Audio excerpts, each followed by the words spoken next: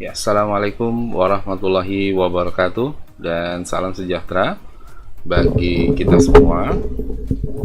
Ya, ketemu lagi dengan saya di pertemuan hari ini. Saya akan membahas mengenai VoIP ya atau Voice over Internet Protocol. Baik, kita akan langsung saja masuk pada materi tentang VoIP. Ya, Anda bisa perhatikan di layar ya. Jadi Voice over Internet Protocol ini adalah sebuah protokol ya yang digunakan untuk mengirimkan suara ya. Jadi paket-paket suara dalam bentuk traffic suara. Nah, maka VoIP ini adalah teknologi yang mampu mengirimkan traffic suara, video dan data yang berbentuk paket secara real time ya dengan jaringan internet protokol. Ya, jadi data paket suara, video dan data yang lain yang dibutuhkan ini akan dikirim secara real time ya. Jadi pada saat yang sama data yang dikirim itu akan sampai pada tujuan. Nah, VoIP ini memanfaatkan infrastruktur internet yang sudah ada ya untuk berkomunikasi seperti layaknya kita menggunakan telepon ya, telepon biasa dan tidak dikenakan biaya. Jadi VoIP ini bisa dikatakan lebih murah ya. VoIP ini digunakan juga untuk berkomunikasi dengan pengguna VoIP yang lain ya, di mana saja dan kapan saja. Jadi sudah tidak ada pembatasan untuk waktu dan tempatnya ya, mau kapan saja bisa dilakukan.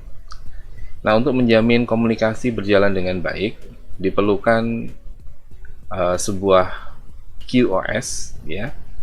Nah, di mana untuk quality of service itu menjamin paket data itu terkirim dengan baik ya. Nah, di sini ada 4 parameter yaitu delay, jitter, throughput dan packet loss. Untuk delay dari quality of services ini itu adalah sebuah waktu yang dibutuhkan oleh satu paket ya dari satu tempat ke sumber tujuan dikirim. Ya, jadi waktu yang dibutuhkan itu berapa sepersekian detik ya. Nah, sementara untuk jitter ini adalah variasi yang ditimbulkan oleh delay. Jadi ketika ada delay maka akan muncul sebuah jitter gitu ya. Ini adalah sebuah variasi kalau terjadi yang namanya delay. Nah, jitter ini terjadi karena adanya perubahan ya terhadap karakteristik dari suatu sinyal sehingga akan menyebabkan terjadinya masalah terhadap data yang dibawa oleh sinyal tersebut ya. Jadi jitter akan muncul pada saat sinyal ini ada perubahan karakteristiknya. Kemudian yang ketiga, quality of service adalah throughput ya atau throughput gitu ya.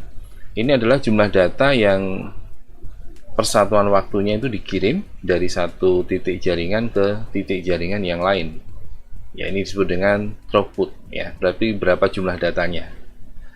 Kemudian ada packet loss. Ini adalah standar yang keempat, yaitu suatu parameter yang menggambarkan suatu kondisi yang menunjukkan jumlah total paket yang hilang. Nah, jadi ketika paket dikirim, ditransmisikan, ada kemungkinan paket tersebut hilang.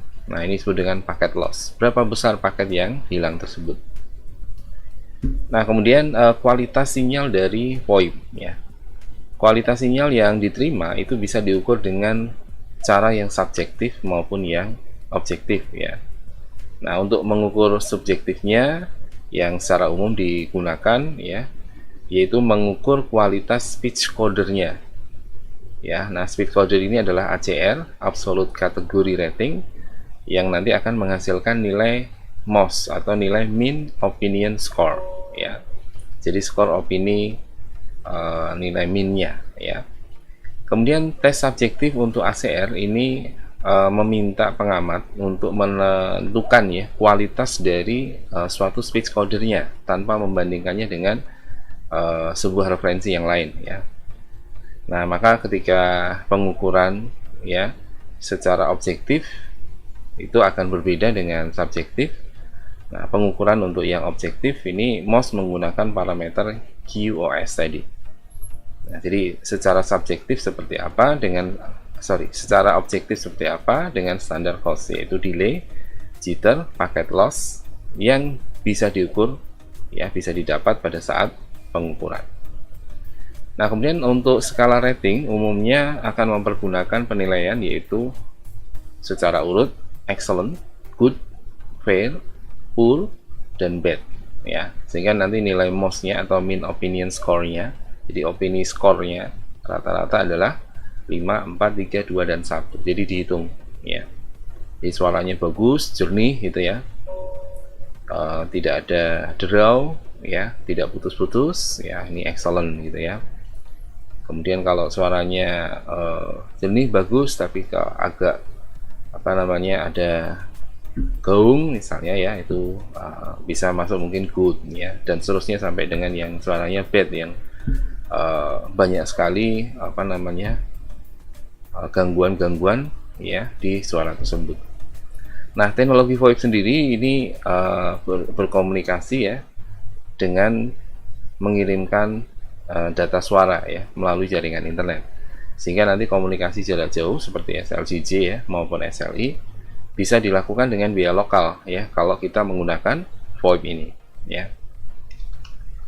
Nah, kemudian telepon, ya, yang ada di rumah akan berdering secara normal dan kita hanya bisa menebak setelah melakukan pembicaraan, dilihat dari suaranya, ya. Jadi kalau kita menggunakan telepon itu antara VoIP sama enggak nanti bisa diketahui setelah melakukan pembicaraan.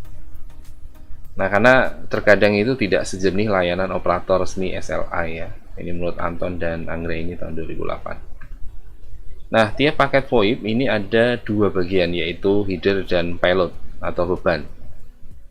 Nah, header ini terdiri atas IP header, kemudian ada real time transport protocol, lalu ada user datagram protocol atau UDP header, dan link header, ya. Nah, format paketnya seperti yang Anda lihat di depan ini, ya, itu adalah paket VoIP yang dikirim pada saat terjadi komunikasi antara satu user dengan user yang lain, ya.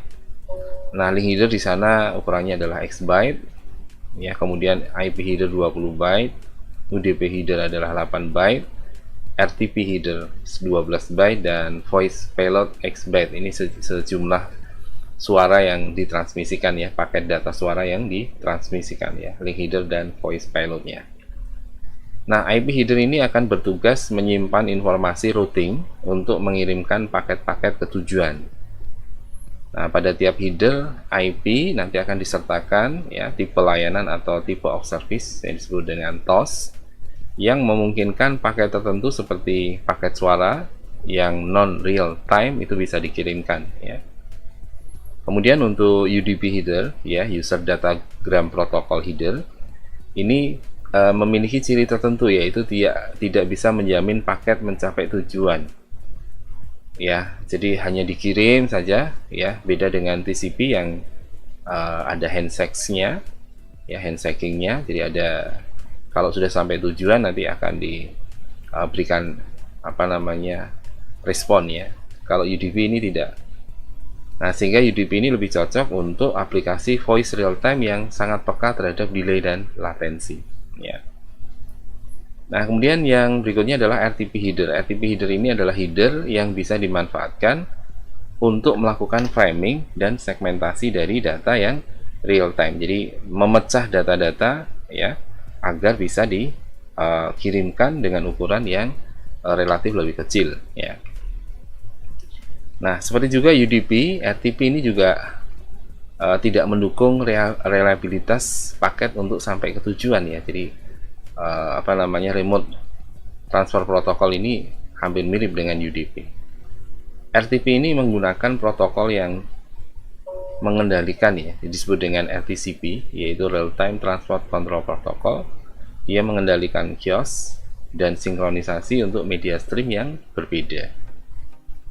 Nah, sementara untuk link header besarnya itu sangat bergantung pada media yang digunakan, ya. Baik, kemudian bagaimana cara kerja VoIP? Cara kerja VoIP konsepnya adalah melakukan pengiriman sebuah sinyal secara digital. Konsepnya seperti itu. Jadi sebelum proses transmisi, yaitu mengirim data, dilakukan data yang berupa sinyal analog, nanti akan dikonversikan terlebih dahulu dengan ADC, yaitu analog to digital converter, ya, sehingga nanti akan menjadi data digital, gitu ya. Nah, setelah proses konversi dilakukan, data digital ini baru akan ditransmisikan, dikirim ke sumber atau ke tujuan untuk data tersebut, ya, di mana komunikasi nanti akan berlangsung. Nah, setelah sampai, data sinyal digital tadi akan dikonversi kembali supaya bisa menjadi data analog. Maka dibutuhkan DAC, ya, digital to analog converter, sehingga dapat diterima oleh sumber tujuan sesuai dengan data sinyal yang ditransmisikan. Nah, kemudian komponen dari VoIP apa saja? Kalau dilihat dari jenis komponennya, ya, VoIP ini ada 4 jenis komponen secara umumnya, ya. Yang pertama adalah user agent. User agent ini adalah suatu komponen yang digunakan oleh pengguna untuk memulai dan menerima suatu sesi komunikasi, ya.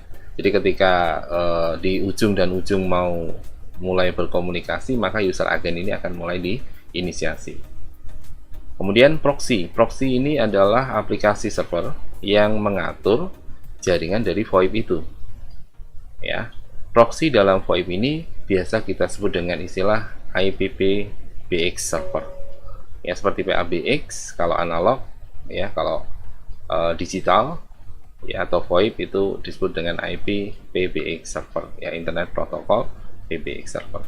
Nah, kemudian yang ketiga adalah protokol. Protokol ini yang merupakan aturan komunikasi, ya, yang terjadi antara user agent dengan proxy, sehingga protokol ini mengatur bagaimana komunikasi antar ujung dengan ujung. Nah, protokol yang digunakan dalam VoIP ini ada 2, yaitu H323 dan protokol Session Initiation Protocol yang disebut dengan SIP, ya. Kemudian komponen yang keempat adalah teknologi yang digunakan untuk memaketkan data, ya, ke format lain yang disebut dengan codec, ya, sehingga akan menjadi lebih teratur dan mudah untuk dipaketkan. Codec ini juga sangat membantu, ya, untuk penggunaan bandwidth di jaringan VoIP, ya, supaya lebih hemat karena bisa dirubah formatnya dengan ukuran atau kapasitas byte yang lebih kecil. Nah, kalau dibandingkan VoIP dengan jaringan suara konvensional, pada jaringan suara konvensional, misalnya menggunakan pesawat telepon langsung, ya, nah ini akan terhubung ke PABX tadi, ya. Kalau VoIP IPPBX, ya, server. Nah, PABX ini adalah Private Automated Branch Exchange. Nah, kalau ini milik Telkom, maka akan terhubung langsung dengan STO. STO itu adalah Central Telepon Otomatis yang terdekat. Nah, di STO ini ada daftar nomor-nomor telepon yang disusun secara bertingkat, ya, sesuai dengan daerah cakupannya. Nah, kalau nanti dari pesawat telepon tersebut mau menghubungi rekan yang lain, maka touch dari pesawat telepon yang ditekan akan menginformasikan lokasi yang dituju. Melalui apa? Melalui nada-nada DTMF. Ya, jadi menekan tombol angka 123, ya, nomor telepon, ya. Setelah itu jaringan akan secara otomatis menghubungkan kedua titik tersebut, ya. Jadi titik-titik yang tadi dihasilkan dari penekanan angka dari pesawat telepon. Nah, bentuk paling sederhana dalam VoIP adalah 2 buah komputer yang terhubung dengan internet, gitu, ya. Namun ada syaratnya, ya. Syarat dasarnya adalah untuk bisa melakukan koneksi VoIP, yaitu komputer yang terhubung di internet punya kartu suara yang dihubungkan dengan speaker dan mikrofon, ya. Jadi mikrofon untuk mengirimkan suara, kemudian speaker digunakan untuk mendengarkan suara yang dari ujung yang lain, ya. Nah, dengan dukungan perangkat lunak khusus, kedua dari pemakai komputer ini bisa saling terhubung, ya, dalam koneksi VoIP satu sama lain. Nah, jadi penekanan utamanya dari VoIP itu adalah hubungan keduanya dalam bentuk suara, jadi tidak dalam bentuk data seperti hubungan internet, ya. Jadi voice over artinya bahwa voice atau suara berada di atas internet protokol, ya. Nah, kalau lokasi yang terhubung itu dengan jaraknya yang bisa dibilang jauh gitu ya, antar kota, antar negara, maka kita bisa melihat keuntungan ya dari segi biayanya. Kedua belah pihak hanya cukup membayar biaya pulsa internet saja yang biasanya akan lebih murah dibandingkan dengan biaya pulsa telepon ya, telepon SLGG ya, sambungan langsung jarak jauh, atau internasional, sambungan langsung internasional. Ini biayanya cukup mahal ya. Nah, dengan VoIP ini diharapkan biaya untuk berbicara ini menjadi lebih murah ya. Nah, pada perkembangannya berikutnya, sistem koneksi VoIP ini mengalami evaluasi sehingga alatnya yang digunakan pun berkembang ya. Jadi tidak hanya komputer yang bisa saling terhubung, tetapi peralatan lain ya, bisa pesawat telepon VoIP ya. Jadi bukan pesawat telepon analog, tapi pesawat telepon VoIP itu juga bisa terhubung dengan jaringan VoIP. Nah, jaringan data digital dengan gateway untuk VoIP ini akan memungkinkan berhubungan dengan PABX atau jaringan analog telepon biasa. Nah, jadi dalam perkembangannya akan disinkron ya, akan dikawinkan antara jaringan data digital dengan gateway untuk VoIP bisa terhubung dengan PABX yang analog ya, dengan menggunakan telepon analog. Nah, bentuk komunikasi bukan hanya suara ya, namun bisa juga tulisan atau chatting, atau jika jaringannya cukup bagus ya bisa menggunakan video conference ya. Nah, dalam bentuk yang lebih lanjut, komunikasi ini lebih dikenal dengan IP teleponi. Jadi VoIP akhirnya bergeser menjadi IP teleponi yang merupakan komunikasi dalam bentuk multimedia sebagai kelanjutan dalam bentuk komunikasi suara. Jadi tidak hanya suara, tapi ada video di sana, maka bisa video conference, maka disebut IP teleponi. Nah, kemudian VoIP pada awalnya itu sebenarnya adalah jaringan PC ke PC ya. Perkembangan berikutnya penggabungan jaringan dari PABX dengan jaringan VoIP. Nah, maka di sini nanti ada VoIP gateway untuk bisa menghubungkan jaringan analog PABX dengan jaringan server IPv6 ya. Nah, secara teknis nanti lawan bicaranya bisa menggunakan komputer untuk menghubungi sebuah perusahaan yang punya VoIP gateway.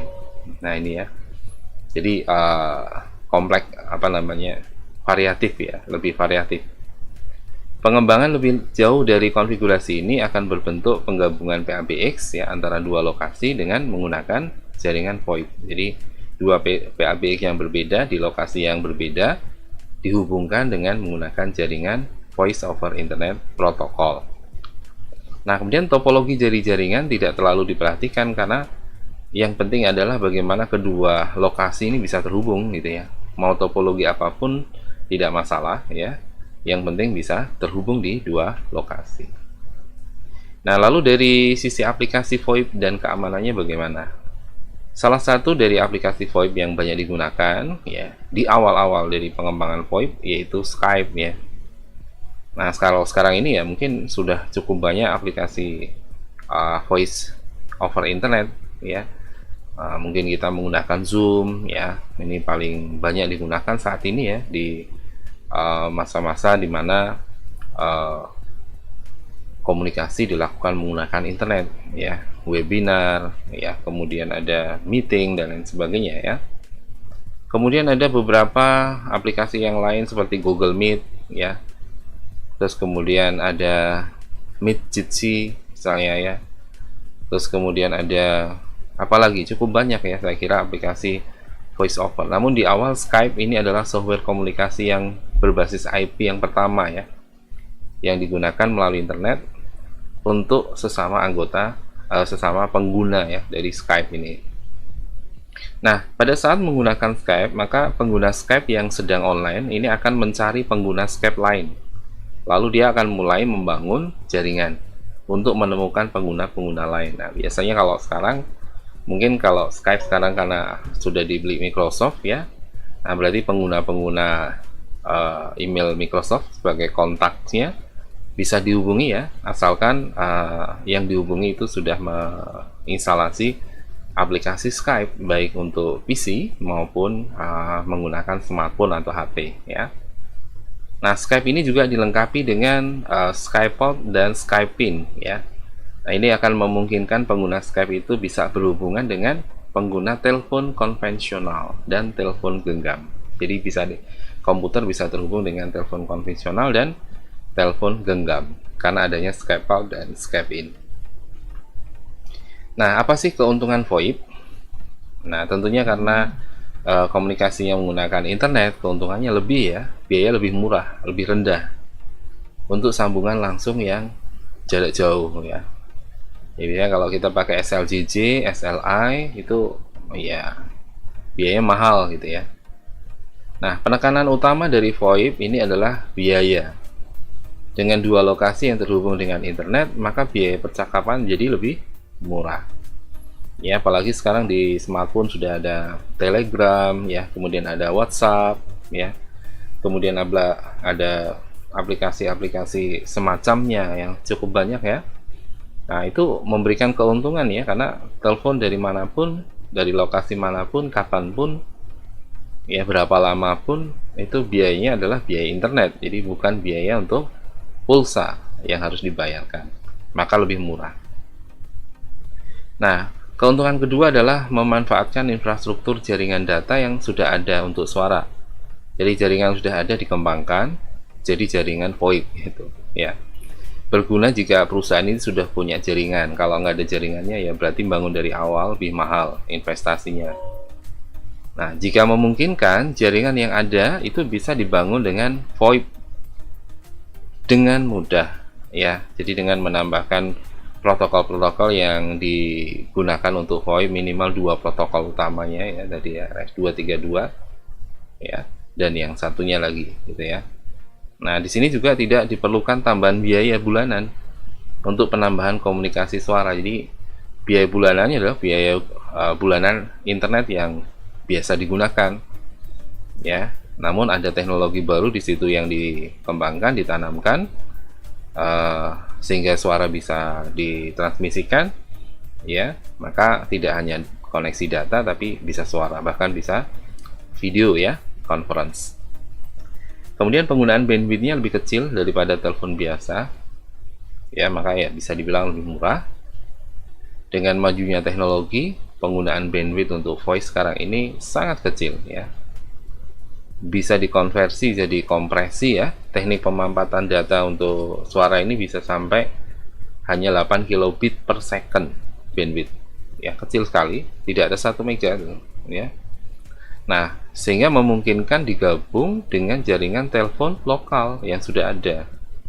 Maka dengan adanya gateway, jaringan VoIP ini bisa disambungkan dengan PABX yang ada di kantor sebuah perusahaan, sehingga komunikasi antar kantor bisa menggunakan pesawat telepon biasa, namun hubungannya, transmisinya itu menggunakan VoIP, Voice over Internet Protocol. Nah, berbagai bentuk jaringan VoIP ini bisa digabungkan juga menjadi jaringan yang besar ya. Contohnya adalah Indonesia yang menerapkan VoIP rakyat gitu ya. Jadi bisa menghubungkan ke hampir sebagian besar orang gitu ya. Nah, variasi dari penggunaan peralatan yang ada ya, misalnya sudah punya PC disambung ke telepon biasa, kemudian IP untuk protokol internetnya, dan telepon serta handset ya, mungkin menggunakan handset. Kalau telepon mungkin suaranya menyebar ya, dengan handset maka bisa secara pribadi terhubung. Nah, kemudian kelemahannya, ada kelebihan pasti ada kelemahannya. Kelemahan dari VoIP adalah kualitas suaranya tidak sejernih jaringan PSTN itu ya, itu kelemahannya ya, karena ini efeknya adalah karena kompresi suara ya. Dengan bandwidth yang kecil maka akan ada penurunan kualitas dari suara dibandingkan dengan jaringan PSTN ya, telepon yang di rumah gitu ya. Nah, namun jika koneksi internetnya bagus ya, menggunakan broadband atau pita lebar seperti Telkom Speedy, MNC Play, MyRepublic dan yang lain ya, maka kualitasnya akan jernih, bahkan lebih jernih dari sambungan Telkom dan tidak terputus gitu. Nah, kelemahan yang ketiga ada jeda dalam komunikasi. Nah, ini adalah proses perubahan data menjadi suara ya. Jadi ada konversi itu ya, akan membuat jeda jaringan Nah, dengan adanya jeda ini dalam komunikasi, dalam penggunaan VoIP, ya, itu tidak terasa kalau menggunakan koneksi broadband ya. Dengan pita lebar itu jedanya seperti tidak ada. Nah, kalau belum terhubung secara 24 jam ya ke internet, ya otomatis koneksinya harus koneksi internet terlebih dahulu, baru kemudian koneksi VoIP. Nah, maka harus buat janjian dulu ya untuk bisa saling terhubung ya. Jadi ada internet, ada VoIP. Nah, kalau pakai internet dan komputer yang menggunakan network address translation, nah ini dibutuhkan konfigurasi khusus untuk membuat VoIP-nya itu bisa berjalan ya. Jadi dia berada di belakang dari sebuah jaringan ya, jadi subnet dari sebuah jaringan. Nah, kemudian kelemahan yang lain, tidak pernah ada jaminan kualitas kalau VoIP-nya melewati internet ya. Jadi kalau bandwidth-nya sedang sibuk trafiknya ya akan berpengaruh ya pada suara. Dan mungkin tidak hanya suara tapi pada transmisi suaranya. Kemudian peralatannya juga relatif masih mahal. Peralatan VoIP yang menghubungkan antara VoIP dengan PABX atau IP Telephony Gateway itu masih relatif mahal ya. Nah, kemudian diharapkan juga dengan makin populernya VoIP ini, harga dari peralatan tersebut menjadi lebih murah gitu. Ya, kalau semakin populer, banyak yang memproduksi, harganya bisa ditekan ya dengan biaya produksi yang rendah, atau ada persaingan pasar sehingga harga akan bersaing juga untuk bisa digunakan oleh masyarakat. Nah, di VoIP juga berpotensi kelemahannya adalah menyebabkan jaringan stuck ya, terhambat, berhenti gitu ya. Kalau pemakai VoIP-nya semakin banyak, maka nanti potensi dari jaringan data yang ada akan menjadi penuh dan tidak diatur dengan baik ya. Untuk manajemen bandwidth-nya ini akan berpengaruh pada hubungan VoIP-nya. Nah, maka perlu pengaturan bandwidth ya, sehingga supaya tidak terjadi jenuh ya akibat pemakaian VoIP-nya. Jadi semakin penuh, semakin banyak traffic ya. Nah, ini perlu dibuat pengaturan bandwidth-nya. Nah, penggabungan jaringan tanpa dikoordinasi dengan baik akan menimbulkan kekacauan dalam sistem penomoran. Ini di VoIP, di sistem penomoran akan menjadi kacau ya. Ya, kecuali mungkin kalau menggunakan email ya, jadi tidak menggunakan nomor telepon ya, atau menggunakan akun yang ada di satu penyedia layanan VoIP ya, mungkin tidak begitu terpengaruh ya. Nah, ini gambaran dari VoIP tadi ya. Nah, di sana ada PABX ya, yang menghubungkan dengan telepon ya, ada IP telepon, ada analog telepon. Ini telepon biasa yang disebut dengan PSTN. Nah, supaya bisa terhubung dengan internet lewat VoIP ya, itu menggunakan VoIP gateway. Jadi antara PABX dengan PABX yang lain ya, itu bisa dihubungkan dengan VoIP gateway. Nah, VoIP gateway ini akan terhubung ke internet. Nah, di sini baru bisa terhubung ke beberapa peralatan yang lain ya. Ada VoIP phone adapter, sehingga nanti analog phone-nya juga bisa menggunakan VoIP. Nah, ini di sini perlu VoIP phone adapter tadi ya. Yang analog phone biasanya untuk telepon biasa ya, ini bisa digunakan untuk telepon VoIP ya. Jadi selain VoIP phone adapter, ini ada PBX. Nah, PBX ini juga akan mengatur hubungan IP untuk telepon dan hubungan telepon analognya. Jadi ada dua yang bisa digunakan. Nah, kemudian dari internet juga bisa terhubung ke SIP phone ya, telepon khusus untuk VoIP ya. Kemudian bisa terhubung ke soft phone, yaitu software telepon yang ada di laptop atau di PC, atau langsung menggunakan telepon ya atau smartphone ya, menggunakan koneksi melalui wireless access point ya. Jadi kalau kita berlangganan ke provider yang dimana mereka memiliki wireless access point, jadi kita terhubungnya menggunakan koneksi tanpa kabel, yaitu menggunakan wireless access point yang jaraknya bisa kilometer ya. Nah, ini adalah contoh dari penggunaan Skype ya. Misalnya kita menggunakan Skype di sini, kita pakai PC itu ya. Kemudian nanti akan terhubung ke smartphone ya. Nah, kita harus punya akun dulu di sini ya. Jadi misalnya karena Skype ini adalah milik Microsoft, kita harus punya akunnya Microsoft ya. Minimal kita punya email ya yang ada di Microsoft ya. Bisa Hotmail, bisa Microsoft ya. Nah, kita sign in di sini ya. Nah, ini saya berhasil sign in ya. Kemudian saya tambahkan gambar, kemudian saya continue. Kita tes dulu ya. Kalau sudah terhubung, tes suara ya, sama tes mic. Jadi kita bicara begitu di depan mic dan kita dengarkan suaranya ya. Jadi Anda klik di sini ini nanti ya. Nah, untuk speaker Anda bisa perbesar, perkecil, kemudian klik tes audio, nanti kita akan mendengar suara audio. Dan make a free test call, ini nanti kita akan terhubung seakan-akan kita sedang membuat panggilan ya. Nah, nanti akan ada suara gitu, akan menjawab gitu ya. Kita dengarkan dengan sesama apakah sudah jernih ya, atau ada derau dan lain sebagainya ya. Kemudian klik continue ya. Nah, setelah itu nanti akan muncul ini ya, diminta memberi rating, yaitu rating untuk ketika Anda membuat free test call ini tadi ya. How would you rate the quality of this call ya, bagaimana Anda merating ya kualitas dari panggilan yang tadi barusan Anda lakukan ya. Ya, kalau bagus, suaranya jernih, jelas ya, kasih bintang 5 ya. Kalau kurang, bintangnya dikurangin ya.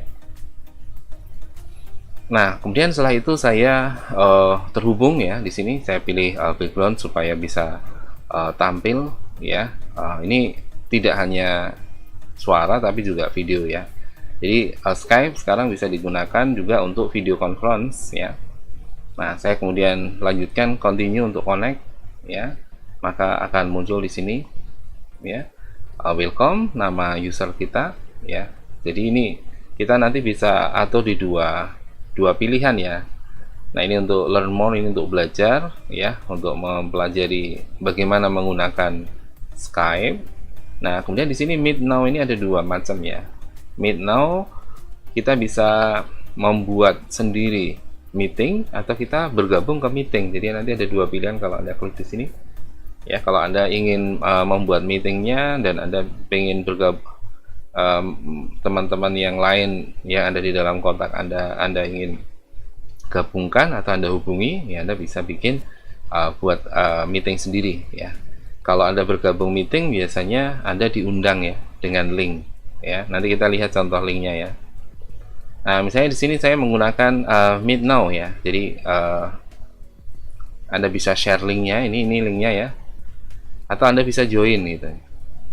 Ya, jadi kalau yang lain nanti Anda share linknya ini ya, misalnya join skype.com/xsfva dan seterusnya sampai belakang ini ya.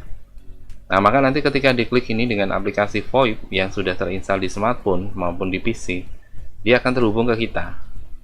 Ya, nah tinggal nanti yang membuat meeting, misalnya ini saya membuat meeting ya, video dinyalakan, suara dinyalakan. Nah, ini yang multi ya, jadi tidak hanya suara tapi juga video. Kemudian kita klik start meeting. Nah, setelah kita klik start meeting, kemudian kita bisa kopikan linknya untuk bergabung ke rapat ini ya, atau ke pembicaraan ini ya. Kita kirim tautannya ini ya. Nah, kemudian ini ada yang masuk satu lagi gitu ya, ada dua user dari sini ya, saya dengan ini ya, gambar keyboard ini ya. Ini video yang ditampilkan mengarah ke keyboard ya, namun suaranya bisa didengar gitu ya. Itu yang bisa saya sampaikan terkait dengan VoIP ya. Semoga bermanfaat. Kalau Anda merasa materi hari ini bermanfaat, silakan Anda klik like dan jangan lupa yang belum subscribe untuk segera subscribe dan tekan tombol loncengnya untuk mendapatkan notifikasi kalau ada kuliah teknologi internet.